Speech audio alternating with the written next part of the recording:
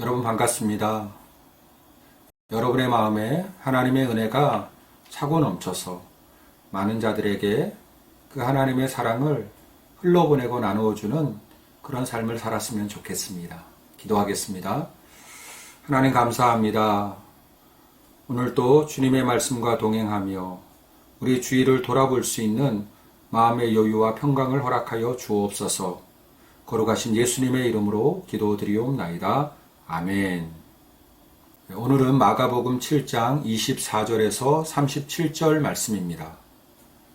예수께서 일어나사 거기를 떠나 두로 지방으로 가서 한 집에 들어가 아무도 모르게 하시려 하나 숨길 수 없더라.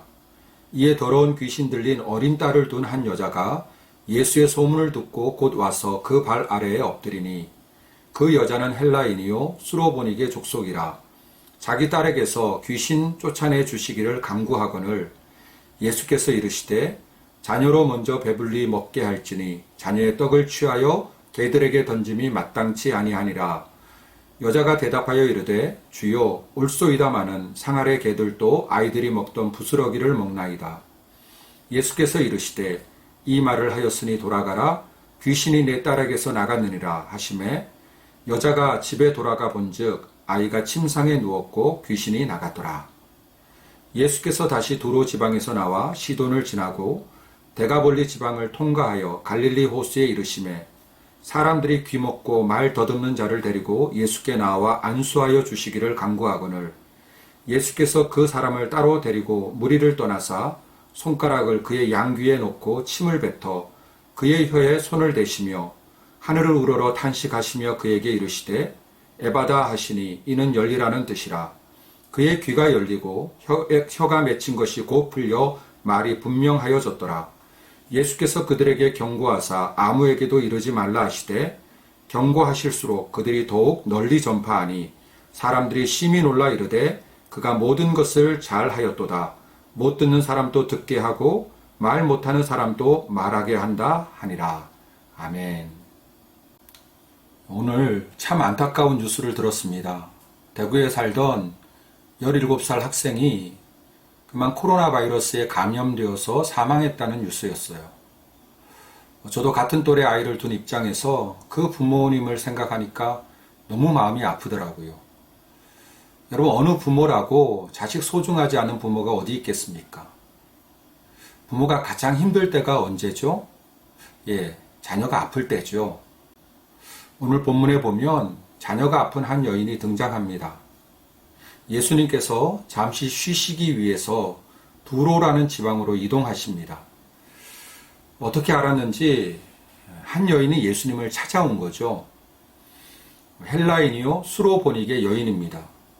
유대인이 아니라는 거죠. 게다가 이 여인의 사정을 들어보니 참 딱해요. 어린 딸이 더러운 귀신에 들렸다는 겁니다. 분명 이 여인은 예수님께서 귀신을 내쫓으셨다라는 소문을 들었을 거고요. 그 예수님이 가까이 계신다라고 하는 소식을 듣자마자 한 걸음에 예수님께로 달려온 것이죠. 사실 예수님께 가는 것이 쉽지만은 않았을 거예요. 당시로서는 이방인이, 그것도 여자가 유대인 남자를 만나는 것이 규정상 어긋나는 것이었어요. 또 자식이 귀신 들렸다라는 것을 누구에게 이야기한다라는 것도 결코 쉽지만은 않았을 겁니다. 하지만 이 모든 것을 뒤로 하고 이 여인은 자기 어린 딸을 고칠 수만 있다면 하는 일념으로 예수님을 찾아온 것이죠. 자, 그런데 더 큰 문제가 발생합니다. 예수님께서 이 여인의 소원을 거절하고 계신 것이죠. 27절 예수께서 이르시되 자녀로 먼저 배불리 먹게 할지니 자녀의 떡을 취하여 개들에게 던짐이 마땅치 아니하니라. 현대인의 성경을 보면 먼저 자녀들이 배불리 먹어야 한다. 자녀들의 빵을 빼앗아 개에게 던지는 것이 옳지 않다. 이렇게 나와요. 우리 예수님께서 고쳐주시고 낫게 하시는 자들은 유대인들이지 이방인이 아니라는 거죠. 차라리 그렇게 그냥 말씀하셨으면 좋았을 텐데 예수님께서 쓰시는 거절의 표현이 너무 강해요. 자녀의 떡을 취하여 개들에게 던짐이 마땅치 아니하다.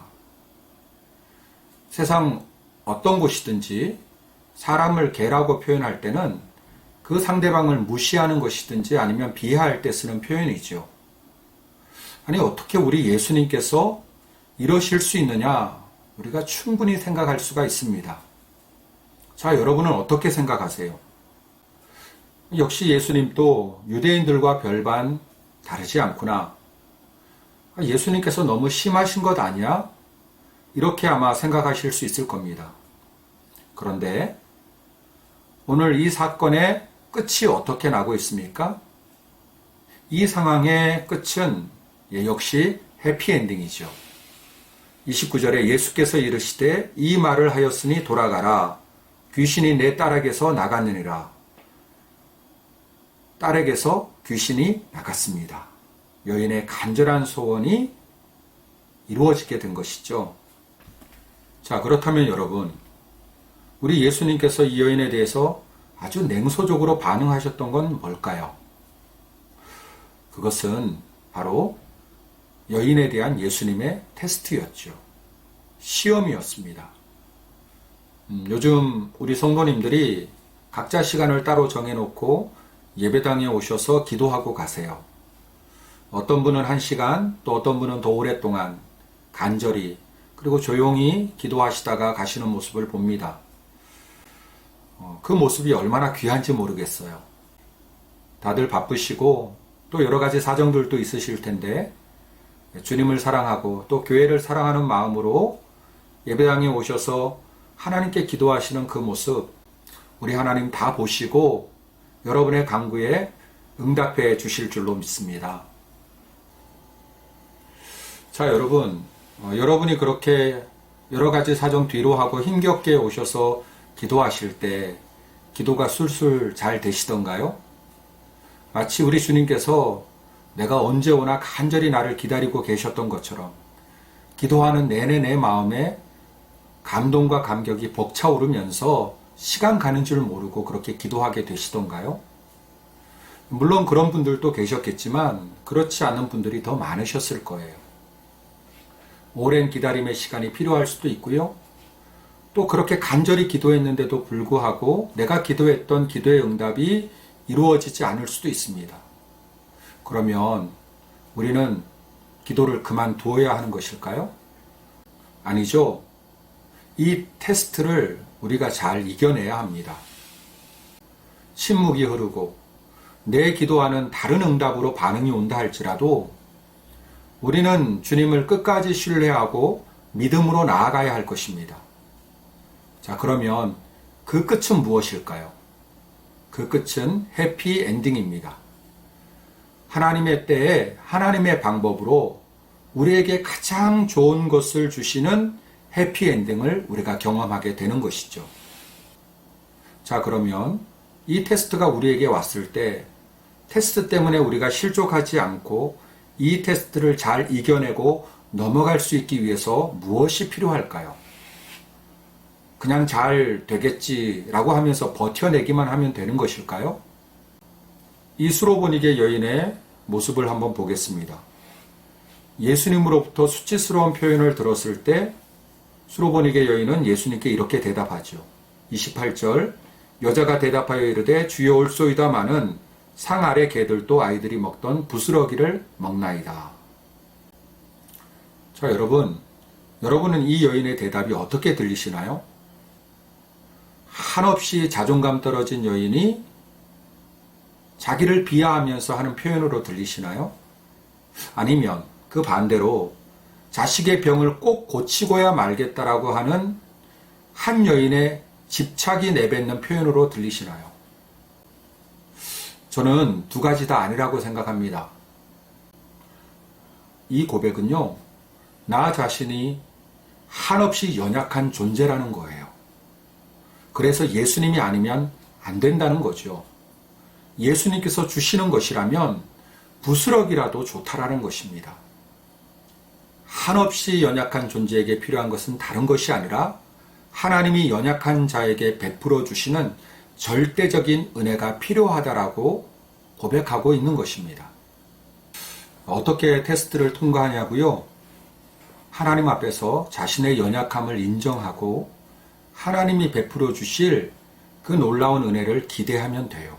그러면 좀 더디 온다 할지라도, 아니 다른 방법으로 온다 할지라도 우리는 하나님을 끝까지 신뢰하고 그 믿음의 자리를 지킬 수가 있게 되는 것입니다.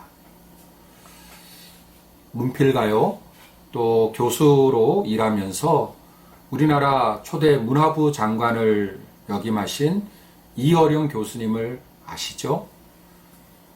이분이 사랑하는 딸이 암에 걸려 투병할 때 딸의 전도로 예수님을 영접하고 세례를 받게 되셨어요.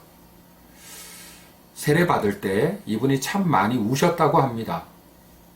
그래서 어떤 기자가 이분에게 이렇게 질문을 했어요. 세례를 받으실 때 눈물을 많이 흘리셨다죠.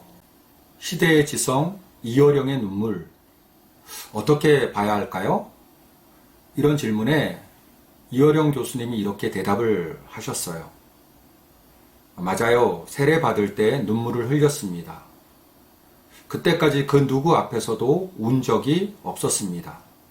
살면서 인간의 나약함, 끝없이 지성을 탐구해도 죽음 앞에서는 아무것도 할 수 없는 존재. 딸이 죽어가는 모습을 보면서도 손가락 한마디만큼도 도움을 줄 수 없는 나 자신의 나약함을 깨달았습니다. 그 나약함을 깨닫는 순간 하나님이 보였습니다. 이전에는 보이지 않던 그분이 보였습니다.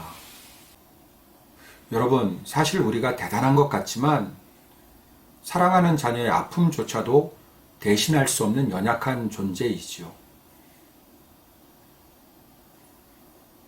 언제나 하나님 앞에서 우리의 나약함을 인정합시다. 그리고 오직 하나님의 은혜만을 구합시다. 그럴 때 우리의 눈앞에 전능하신 하나님이 보일 겁니다. 기도하시겠습니다. 하나님 앞에서 아무것도 아닌 연약한 존재임을 인정합니다. 주님의 도우심이 없이는 하루도 살아갈 수 없는 자입니다. 오늘도 우리와 함께 하시는 주님이 우리의 모든 것 되어 주시고 주님의 은혜로 승리하는 하루를 살게 하여 주옵소서. 거룩하신 예수님의 이름으로 기도드리옵나이다. 아멘.